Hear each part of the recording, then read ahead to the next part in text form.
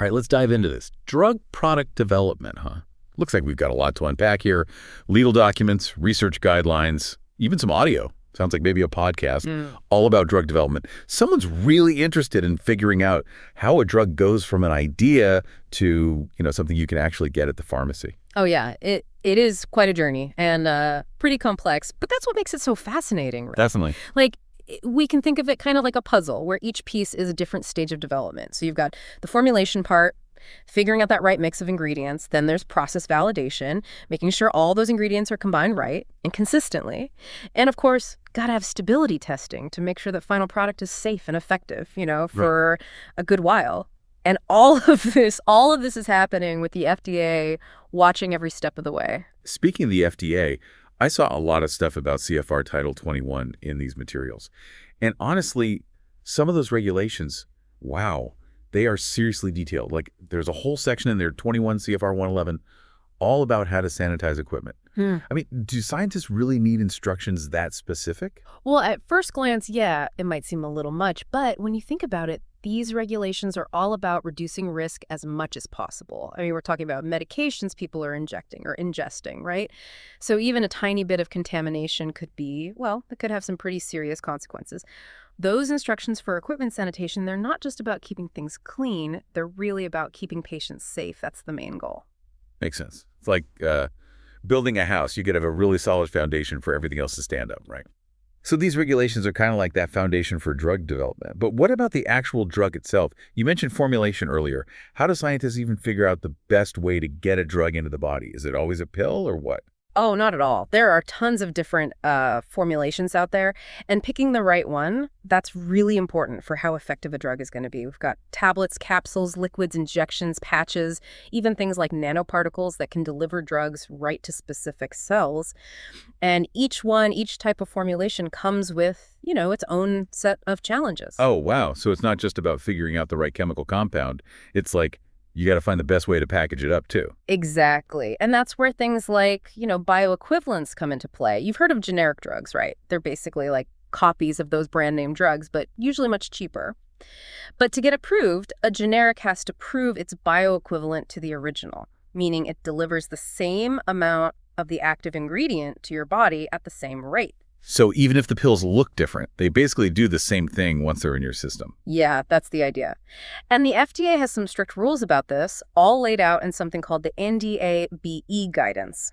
NDA stands for Abbreviated New Drug Application, which is how generics get approved. Gotcha. So I'm guessing that even if you change the formulation just a little bit, it can mess up the bioequivalence. Oh, yeah, absolutely. Think of it like baking two cakes, but you use slightly different recipes, right? They might look the same, even taste pretty similar, but one might be denser, or maybe it crumbles more easily. Same with drugs. Even small tweaks to the formulation can affect how it's absorbed in your body, like using a different kind of filler or coating. And that's why all those details about component and in-process specs in 21 CFR 111 are so important. They help make sure manufacturers are using the right stuff, the right ingredients, and the right processes to keep things consistent and to keep that bioequivalence. It's wild how much thought goes into every single part of this. And, talking about all these details, I noticed something about stability testing in these materials. Is that just about making sure the drug doesn't expire too quickly? Or is there more to it? Well, it's definitely about shelf life, but it goes way beyond that. Stability testing is about making sure that the drug stays safe and effective over time, long term.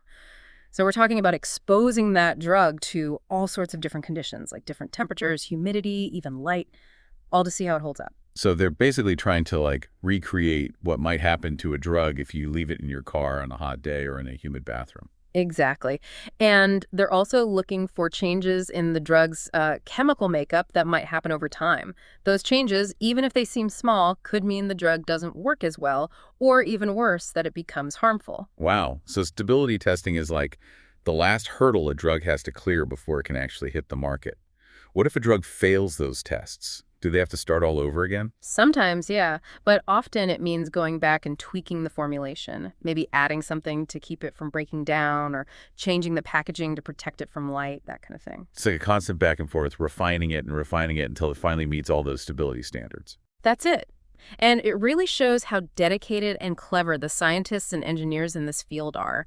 They're always pushing the limits, finding new and better ways to deliver medications safely and effectively. It's amazing to think about all the work that goes into every single pill or injection. Yeah. And speaking of innovation, I saw you mention something about tamper-proof opioid pills. Is that really a thing? What other cutting-edge formulations are out there? That's a great question. And that takes us to a really interesting area of drug development.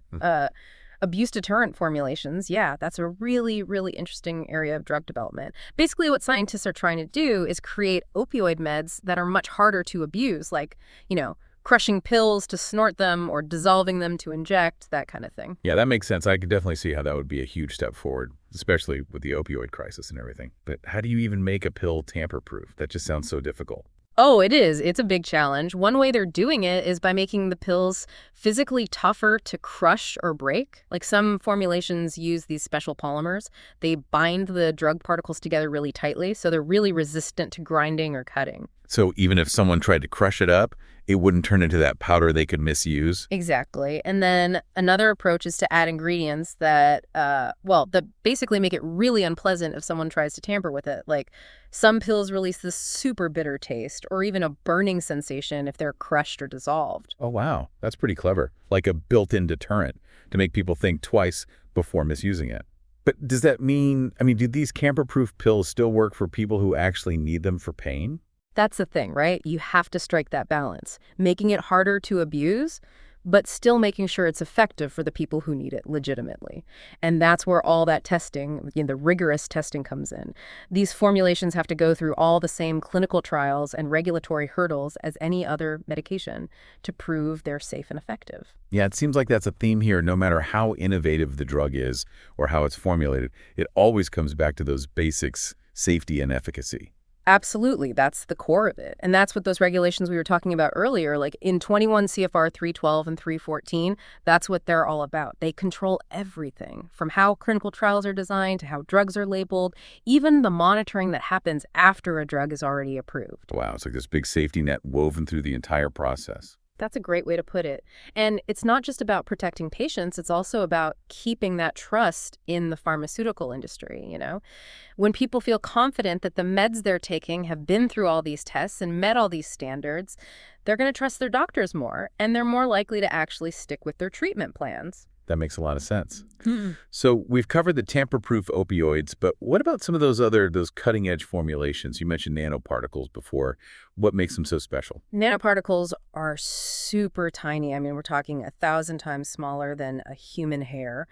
And they can be designed to deliver drugs directly to certain cells or tissues in the body. So instead of a drug just going everywhere in your system, these nanoparticles are like targeted missiles going right where they need to. Exactly. That's the beauty of it. This targeted approach could totally change how we treat diseases. You get more effectiveness and fewer side effects. Imagine chemo drugs going straight to cancer cells and leaving the healthy tissue alone. Wow, that would be amazing. But I bet there's some big challenges with developing those nanoparticle delivery systems too, right? Yeah, definitely some hurdles. One is making sure those nanoparticles are stable enough to actually reach their target without breaking down. And then they have to be biocompatible, meaning they don't trigger the immune system or cause any other unintended harm. So it's not just about creating the nanoparticle itself. It's like you got to engineer it to actually work inside the human body, which is pretty complex. Right, exactly. And it's a really exciting area of research. All the time, there are new discoveries and advancements happening. Actually, there are some nanoparticle-based drugs that are already approved for people, and there are lots more being developed right now. It's mind-blowing when you think about the future of medicine and what all these cutting-edge formulations might do. But what about the regulations for all this new stuff? Are the current guidelines enough, or do we need new rules to deal with these unique challenges? That's a great question. The whole regulatory landscape is always changing. It has to keep up with the science. The guidelines we have now, like from the ICH, those are a good foundation. But there's a lot of discussion happening right now about how to adapt those frameworks for these new delivery systems, like nanoparticles. So it's like they're charting new territory here, figuring out how to apply the old rules and maybe even create new ones as they go. Yeah, that's a good way to think about it. And it really shows how the scientists and the regulators are working together. They both want the same thing, to make sure new technologies are developed responsibly and that patients are always protected That's the priority. It sounds like the world of drug development is always pushing those boundaries, both scientifically and with all the oversight that goes along with it. It really is a dynamic interplay, that's for sure. And it brings up another important question. With all this focus on how drugs are formulated and delivered, what about the actual manufacturing process? How do we know those drugs are being produced consistently and meeting those high standards of quality and safety? That's a good point. I can imagine consistency is super important when you're talking about meds that people rely on for their health. It's absolutely crucial, and that's where process validation comes in. Process validation. Okay, that sounds pretty official. What does that actually involve? So basically, it's all about proving that the manufacturing process, the way you're making the drug, it can reliably churn out a high-quality product that checks all the boxes, meets all the specs. You can have a fantastic formulation on paper, but that's not enough. You got to be able to make that same formulation over and over on a large scale, batch after batch, and get the same results every time. So it's like testing the recipe in a way, making sure those instructions actually work, and you get the same delicious cake or, medication every single time.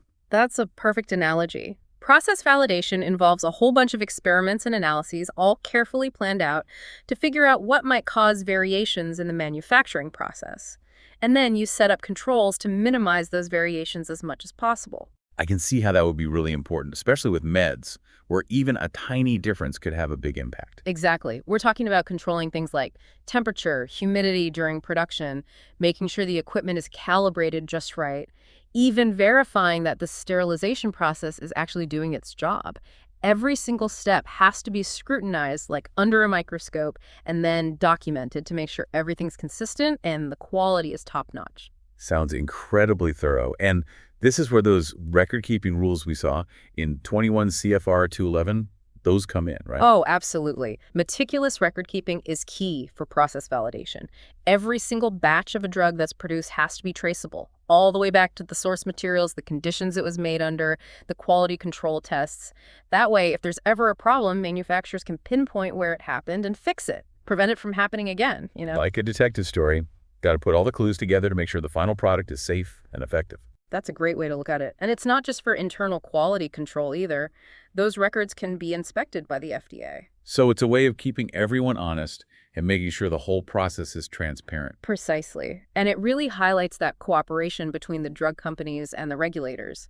They're both aiming for the same thing, to make sure patients get medications that are safe, effective, and high quality. It's amazing to see how all this stuff we've talked about, all these different pieces, from those super specific cleaning instructions to the complexity of process validation, it all works together, to support that one big goal. It's a pretty remarkable system. Yeah. And it never stops evolving as science moves forward and we find new and better ways to treat diseases. Thinking back to those tamper-proof opioids and the nanoparticle stuff, it makes you wonder what the future holds for drug development. It's pretty exciting. It really is. And even though there will always be challenges, I have no doubt that the people working in this field, with their dedication, creativity, and willingness to work together, they're going to keep making progress. And they're going to bring new hope to patients all over the world. Well, this deep dive has been quite a journey. I feel like I have a much better understanding now of just how complex and how crucial drug product development really is. I hope so, and I hope it's made you want to learn even more about this amazing world. From the chemistry behind it all to the ethics of those clinical trials, there's always something new to discover. I think you're right about that. Who knows, maybe we'll be back here someday talking about the latest breakthroughs in personalized medicine, or maybe even cures for diseases that seem impossible to cure right now. The possibilities are endless. But for today, I think we've covered a lot of ground, and we've given everyone a good understanding of the most important principles behind drug product development. I think so too. Thanks for joining us for this deep dive into the world of pharmaceuticals. Until next time, keep those brains buzzing and stay curious.